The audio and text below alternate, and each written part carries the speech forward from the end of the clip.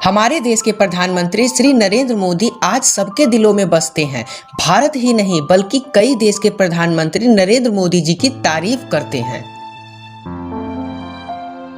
और आज की इस वीडियो में हम मोदी जी की पत्नी जसोदाबेन के बारे में बताने वाले हैं। जसोदाबेन इस समय कहां पर हैं और क्या करती हैं? दरअसल दोस्तों, एक इंटरव्यू में जसोदाबेन से कुछ सवाल किए गए थे, तो चलिए जानते हैं वो क्या सवाल थे। नंबर 1, क्या मोदी से कभी जसोदाबेन का विवाद हुआ था?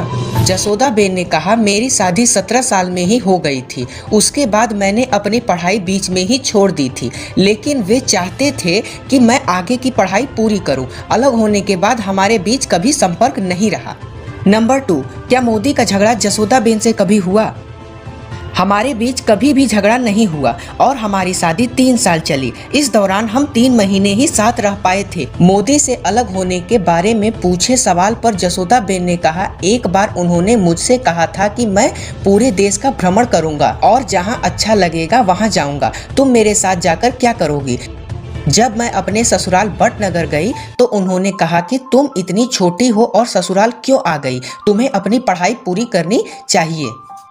नंबर 3, किसका फैसला था अलग होने का?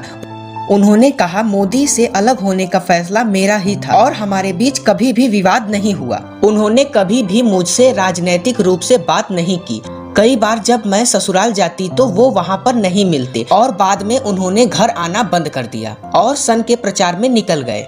कुछ समय बाद मैंने भी जाना बंद कर दिया और अपने पिता के घर रहने लगी। नंबर 4, दूसरी शादी क्यों नहीं की? इस सवाल पर जसोदाबेन ने कहा, इस अनुभव के बाद मैं शादी नहीं करना चाहती थी और मेरा दिल इसे मानने को तैयार नहीं था। नंबर 5, क्या आप अभी भी कानूनी रूप से मोदी जी की पत्नी हैं? इस सवाल पर उन्होंने कहा कि हर बार जब उनका नाम लिया जाता है तो कभी कभी मेरा भी जिक्र होता है।